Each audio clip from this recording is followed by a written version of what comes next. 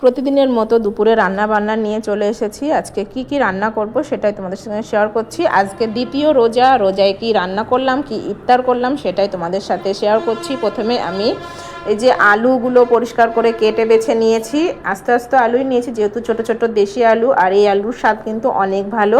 তো মাছ একটু করে চিড়ে চিড়ে দিয়েছি গাটা, যাতে মশলাটা ঢুকে যায়। তো এই যে আলুগুলোকে প্রথমেই আমি একটু লবণ আর একটু হলুদ দিয়ে ভেজে নিয়েছি লাল লাল করে। তারপরে আমি ওই কড়াইতেই আর একটু তেল দিয়ে দিয়েছি, পেঁয়াজ কুচি, একটু তেজপাতা আর গরম মশলা ফাটিয়ে দিয়ে দিয়েছি। দেওয়ার পরে আমি একটু ভাজা ভাজা করে নিয়েছি। নেওয়ার পরে মাংসটা দিয়ে দিলাম।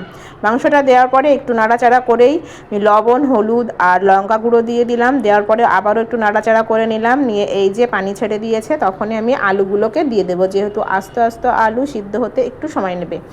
তারপরে আমি খুব সুন্দরভাবে মিশিয়ে নিয়েছি, নিয়ে একটু ঢাকনা দিয়ে দিয়েছিলাম। তারপরে আমি এর মধ্যে এই যে একটু মশলা বেটে রেখেছি সেগুলো দিয়ে দিলাম। আদা, রসুন আর একটু জিরে একসঙ্গে বেটে নিয়েছি, একটু পেঁয়াজও দিয়ে দিয়েছিলাম।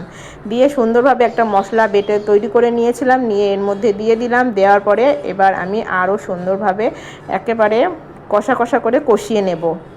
আর মাংস যত কষানো হবে ততই কিন্তু এর স্বাদ বেড়ে যাবে।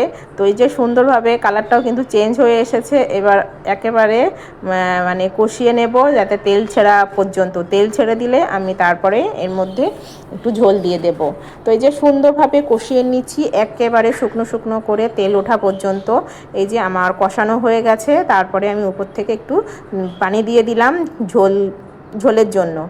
এই যে আমি একেবারে একটু ফুটে উঠলেই তারপরে আমি এর মধ্যে ভাজা জিরে আর গরম মশলা বেটে দিয়ে দিলাম। আর এই যে মাংসের মধ্যে যদি এইভাবে ভাজা জিরে আর এলাচ সুন্দরভাবে বেটে দেওয়া যায়, তাহলে কিন্তু এর টেস্টটা অনেক পরিমাণে বেড়ে যায় আর খুব সুন্দর একটা ঘ্রাণ আসে। তারপরে আমি উপর থেকে একটু মিট মশলাও ছড়িয়ে দিয়ে দিলাম। দেওয়ার পরে এই যে মাংসটা আমার রেডি হয়ে গেছে, কত সুন্দর কালার চলে এসেছে। তো মাংসটা রান্না করে নিয়েছি। নেওয়ার পরে মেয়েটাকে খাইয়ে দেওয়ার জন্য এই যে বাটিতে তুলে নিচ্ছি, যেহেতু ও রোজা নেই, আজকে দ্বিতীয় রোজা। আর একটু সকাল সকালই রান্না করে নিলাম, কারণ মেয়েটা তো খেতে হবে, ওকে খাওয়াতেই হবে। তো এই যে মেয়েটাও এখানে চলে এসেছে, আর ওই যে হাতে একটা ব্রাশ নিয়ে খেলা করছিল, এটা মাঝখানে মাঝখানে দেখাচ্ছে। তো এই যে আমি কিছুটা মাংস নিয়ে নিলাম একটা বাটিতে, ওকে একটু খাইয়ে দেব।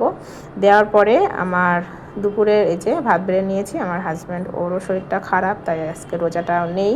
তো ওই যে খাওয়া দাওয়া করে নিল। নেওয়ার পরে এই যে ইফতারে চলে এসেছি, ইফতার গোছাচ্ছি। একটু লবণ আর একটু চিনি আর লেবু দিয়ে একটা শরবত বানিয়ে নিয়েছি। আর এই যে সব ফল কেটে নিয়েছি, নিয়ে ইফতারগুলো গুছিয়ে নিয়েছি। যেহেতু বাড়িতে 5 জন রোজা আছি, ওই জন্য এই 5টা প্লেট সাজিয়ে নিয়েছি।